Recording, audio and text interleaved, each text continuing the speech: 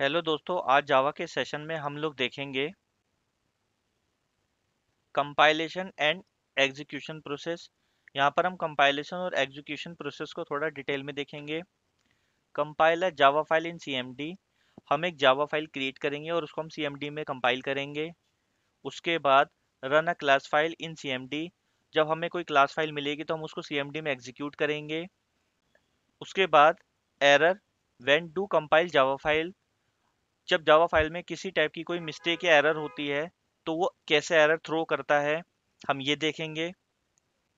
And then generating name of class file based on class name. हम देखेंगे जब हमारी क्लास फाइल जनरेट होती है तो उसका नेम क्लास नेम पर ही क्रिएट होता है। आइए यहाँ पर हम कंपाइलेशन और एग्जीक्यूशन प्रोसेस को समझते हैं। तो जब भी हम कोई जावा प्रोग्राम लिखते हैं तो वो डॉट जावा फाइल में सेव होता है। जैसे कि मेरा यहाँ पे फाइल का नाम है हेलो वर्ल्ड डॉट जावा। तो इसको हम जावा कोड कहते हैं, इसको हम सोर्स कोड भी कहते हैं, सोर्स कोड। तो जावा प्रोग्राम हम जब भी सेव करते हैं तो डॉट जावा फाइल में सेव होता है। उसके बाद जावा कंपाइलर जावा प्रोग्राम को, जो जावा कोड होता है, सोर्स कोड जो होता है, उसको बाइट कोड में कन्वर्ट करता है। तो इस फाइल का एक्सटेंशन डॉट क्लास हो जाता है। जैसे कि आप यहाँ देख रहे हैं, इस फाइल का नाम अब हो गया हेलो वर्ल्ड डॉट क्लास। उसके बाद जेवीएम अपना रोल प्ले करता है। तो इस तरीके से आप देख रहे हैं, यहाँ पे operating system Windows, Linux and Mac OS है। हर ऑपरेटिंग सिस्टम का अपना जेवीएम होता है। तो जेवीएम बाइट कोड को मशीन कोड में कन्वर्ट करता है और जावा प्रोग्राम को किसी भी मशीन में रन करवाता है। तो इस तरीके से हम देखते हैं जावा प्रोग्राम को जब भी जावा कंपाइलर सक्सेसफुली कंपाइल करता है तब वो उसको बाइट कोड में कन्वर्ट कर देता है।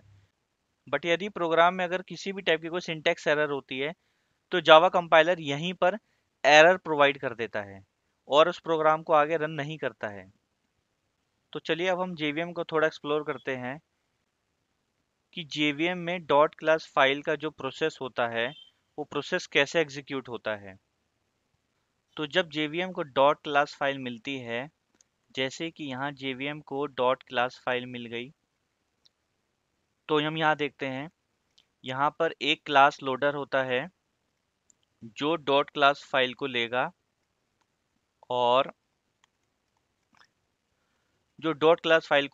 और उसको मेमोरी एरियाज में लोड करेगा। जो जेवीएम का मेमोरी एरियाज होता है उसमें वो डॉट क्लास फाइल को लोड करेगा।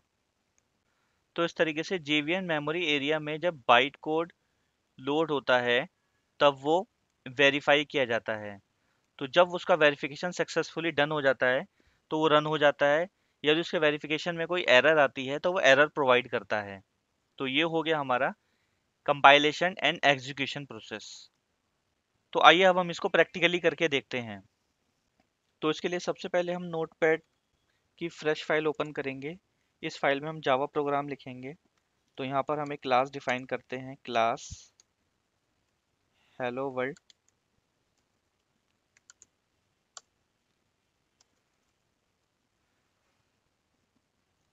अब हम मेन मेथड लिखेंगे, पब्लिक स्टैटिक void main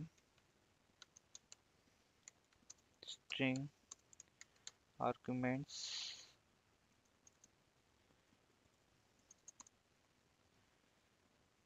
यहाँ पर हम एक मैसेज देंगे जिसे हमें प्रिंट कराना है। उसके लिए हम लिखेंगे यहाँ system dot out dot print ln. तो हम यहाँ मैसेज देंगे दिस इज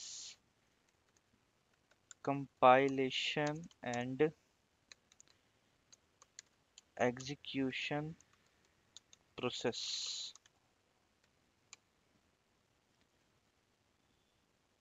तो ये हमारा एक जावा प्रोग्राम हो गया। अब इस फाइल को हम सेव करते हैं हेलो वर्ल्ड डॉट जावा के नाम से। यहाँ पर हम एक्सटेंशन डॉट जावा देंगे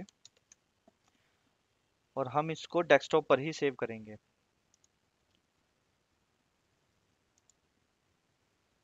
ये देखिए, ये फाइल यहाँ सेव हो गई है। अब उसके बाद मैं कमांड प्रॉम्प्ट ओपन करता हूँ। तो यहाँ मैं देखता हूँ कि मेरी फाइल डेस्कटॉप पर सेव है, तो सबसे पहले मुझे डेस्कटॉप पर आना होगा। उसके लिए मैं करता हूँ cd स्पेस डेस्कटॉप। यहाँ आने के बाद मैं इस फाइल को कंपाइल करूँगा, जिसके लिए मुझे लिखना है जावा सी स्पेस और ये फाइल का नाम hello world डॉट जावा। तो जैसे ही मैं एंटर करूँगा यहाँ पर जब हम hello world डॉट जावा को कंपाइल करते हैं तो एक फाइल और हमें मिलती है, जिस फाइल का नेम हम देखते हैं hello world डॉट क्लास। तो इस तरीके से हमें क्लास फाइल मिलती है। अगर हम इस क्लास फाइल को ओपन करते हैं तो इस तरीके का कंटेंट आपको देखने को मिलेगा, जो हम नहीं समझ सकते। तो अब हम इस क्लास फाइल को एग्जीक्यूट करेंगे। उसके लिए हमें लिखना है जावा हेलो वर्ल्ड और उसके बाद एंटर। तो इस तरीके से हमारा वो मैसेज प्रिंट हो गया जो हमने प्रोवाइड किया था। This is compilation execution process. ये देखिए, ये हमारी जावा फाइल है जहाँ पर हमने एक मैसेज प्रिंट किया था, this is compilation and execution process. तो कमांड प्रॉम्प्ट में हमने जब इस फाइल को एग्जीक्यूट किया तो ये मैसेज हमारा यहाँ प्रिंट हो गया, this is compilation and execution process. तो अब हम आगे बढ़ते हैं। अब हम क्या करेंगे, इस क्लास फाइल को हम डिलीट कर देंगे और जावा फाइल पर आकर यहाँ पर कुछ एरर प्रोड्यूस करेंगे। उसके लिए हम यहाँ से सेमी कॉलन हटा देंगे, या फिर हम ये करली ब्रैकेट हटा सकते हैं। यहाँ पर हम प्रोग्राम में एक टाइप की मिस्टेक क्रिएट कर रहे हैं, जिससे कि हम लोग देखेंगे जब हम जावा फाइल को कंपाइल करेंगे तो वो एरर आएगा। अब हमने यहाँ पे एक मिस्टेक क्रिएट की है, हमने करली ब्रैकेट हटाया है और इस फाइल को हम सेव कर देते हैं। फाइल सेव करने के बाद हम वापस से cmd पर आते हैं और हम यहाँ पर इसी फाइल को दोबारा से कंपाइल करेंगे, जिसके लिए हम लिखेंगे javac space hello world dot java. अब हम इस जावा फाइल को फिर से कंपाइल कर रहे हैं। तो देखिए यहाँ पर इसने एक एरर थ्रो किया है। यह एरर इसलिए आया है क्योंकि हमने जावा फाइल में एक मिस्टेक प्रोड्यूस की है, हमने ऐसे करली ब्रैकेट हटाया है, इसलिए जावा कंपाइलर ने इस फाइल को कंपाइल करते टाइम ये एरर थ्रो किया है। इसलिए जावा एक सिक्योर लैंग्वेज है, क्योंकि जावा प्रोग्राम में अगर किसी भी टाइप का कोई एक्सेप्शन होता है तो जावा कंपाइल उसको वहीं पर रीड करके एक एरर थ्रो कर देता है। तो इस तरीके से हमने देखा, अगर जावा फाइल में किसी भी टाइप की कोई एक्सेप्शन हो, छोटी से छोटी एक्सेप्शन हो, कोई भी मिस्टेक हो, तो कंपाइलर एरर थ्रो कर रहा है और यहाँ पे क्लास फाइल क्रिएट नहीं हो रही है। अब हम क्या करते हैं, उस मिस्टेक को ठीक कर देते हैं और फाइल को दोबारा सेव करते हैं। तो हमने जावा फाइल को सेव कर दिया और यहाँ पर आके हम दोबारा से उस फाइल को कंपाइल करते हैं हेलो वर्ल्ड डॉट जावा, एंटर करते हैं। अब आप देखिए यहाँ पर ये क्लास फाइल जनरेट हो गई। इस क्लास फाइल को हम दोबारा से रन करते हैं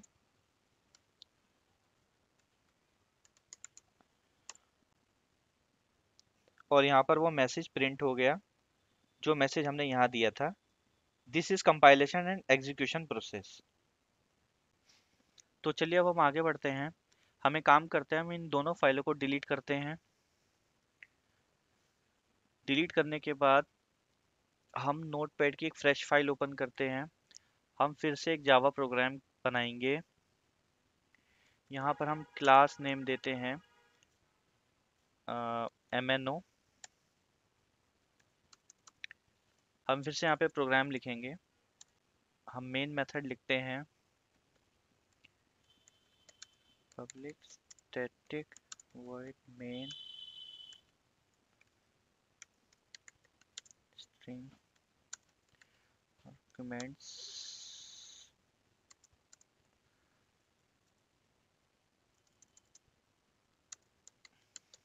system dot out dot println this is testing compilation and execution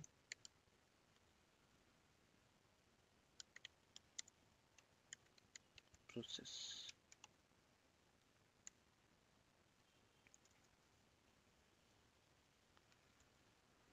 तो यहाँ पर हमने एक जावा प्रोग्राम लिख दिया है। अब हम इस फाइल को सेव करेंगे किसी डिफरेंट नेम से।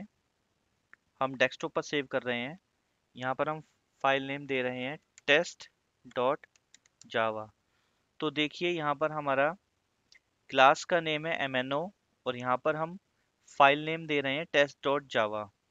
इसको हम सेव कर देते हैं। तो यहाँ पर हमारी फाइल टेस्ट के नाम से हमारी फाइल सेव हो गई है। अब हम इसके बाद यहाँ पर इस फाइल को कंपाइल करेंगे, जिसके लिए हम लिखेंगे जावासी स्पेस टेस्ट डॉट जावा। हम एंटर करते हैं। तो अब आप देखेंगे यहाँ पर एक फाइल क्रिएट हो गई है जो हमारी क्लास फाइल है। ये जो हमारी क्लास फाइल क्रिएट हुई है, ये क्लास फाइल हमारी क्लास नेम से क्रिएट हुई है। इसका मतलब जो भी हमने क्लास का नेम दिया है उसी नेम से हमारी क्लास फाइल क्रिएट हुई है। मैं आपको इस फाइल का एक्सटेंशन दिखा देता हूँ। तो ये देखिए MNO.class। उसके बाद हम इस फाइल को एग्जीक्यूट करेंगे। उसके लिए हम लिखेंगे जावा स्पेस MNO। अब हमारा यहाँ पर वो मैसेज प्रिंट हो गया है जो मैसेज हमने इस जावा प्रोग्राम में प्रोवाइड किया था। This is testing compilation and execution process. तो इस तरीके से हम यहाँ पर देखते हैं कि हम यहाँ पर जो प्रोग्राम लिखते हैं और प्रोग्राम लिखने के बाद जब हम उस फाइल को सेव करते हैं तो हम उसे किसी दूसरे नाम से भी सेव कर सकते हैं। जैसे मैंने यहाँ पर नेम दिया है टेस्ट, तो ये मेरी एक जावा फाइल है और यहाँ पर मैंने क्लास का नेम दिया है MNO। और उसके बाद जब हम टेस्ट जावा फाइल को कंपाइल करेंगे तो कंपाइल होने के बाद यहाँ पे जो क्लास फाइल मिलेगी उस क्लास फाइल का नेम हमारा वही होगा जो नेम हमने यहाँ पे क्लास नेम में दिया है, जैसा कि MNO। और क्लास फाइल को एग्जीक्यूट करने के लिए हमें यहाँ पे लिखना पड़ेगा जावा स्पेस MNO, जो हमारी क्लास फाइल का नेम है। तो इस तरीके से हम क्लास फाइल को एग्जीक्यूट करेंगे और यहाँ पर हमारा वो मैसेज प्रिंट हो जाएगा जो मैसेज हमने यहाँ दिया है। तो फ्रेंड्स, हमने क्या किया, compile a Java file and run a class file. मतलब जब हम कोई जावा फाइल को कंपाइल करते हैं तो हमारी क्लास फाइल जनरेट होती है। यहाँ पर हमारी ये जावा फाइल है। इस फाइल को हमने CMD की मदद से कंपाइल किया, जहाँ पर हमने लिखा javac space hello world dot java. तो इस कमांड लाइन के बाद हमारी ये क्लास फाइल जनरेट होती है। और जब हम क्लास फाइल को एग्जीक्यूट करते हैं, इसके लिए हम लिखेंगे जावा स्पेस हेलो वर्ल्ड। तो उसके बाद हमारा ये मैसेज प्रिंट होता है जो मैसेज हमने अपनी जावा फाइल में प्रोवाइड किया था। उसके बाद अब हम देखते हैं error when do compile Java file. मतलब यदि हम अपनी जावा फाइल में किसी भी टाइप की कोई मिस्टेक करते हैं, जावा प्रोग्राम में यदि हम किसी भी टाइप की स्पेलिंग मिस्टेक करते हैं या हम किसी भी टाइप की सिंटैक्स मिस्टेक करते हैं, तो हमें इस जावा प्रोग्राम को कंपाइल करते टाइम यहाँ पर एरर थ्रो होती है।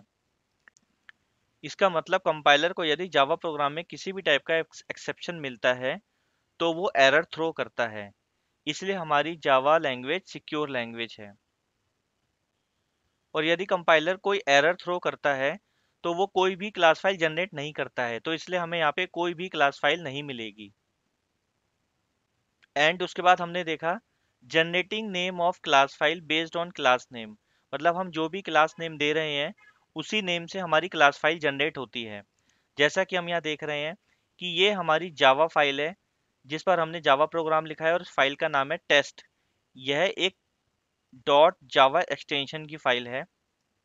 और जब हमारा कंपाइलर टेस्ट डॉट जावा को कंपाइल करता है तो वो कंपाइल करने के बाद एक क्लास फाइल जनरेट करता है। इस क्लास फाइल का नाम है MNO। तो यहाँ पर हम इस क्लास फाइल को एग्जीक्यूट करेंगे। तो इस क्लास फाइल को एग्जीक्यूट करने के बाद यहाँ पर हमारा ये मैसेज प्रिंट हुआ है जो मैसेज हमने जावा फाइल में दिया था। तो इस तरीके से हमने देखा कि हमारी क्लास फाइल का नेम हमारी क्लास नेम पर डिपेंड करता है। तो ये सेशन कंप्लीट देखने के लिए थैंक यू दोस्तों।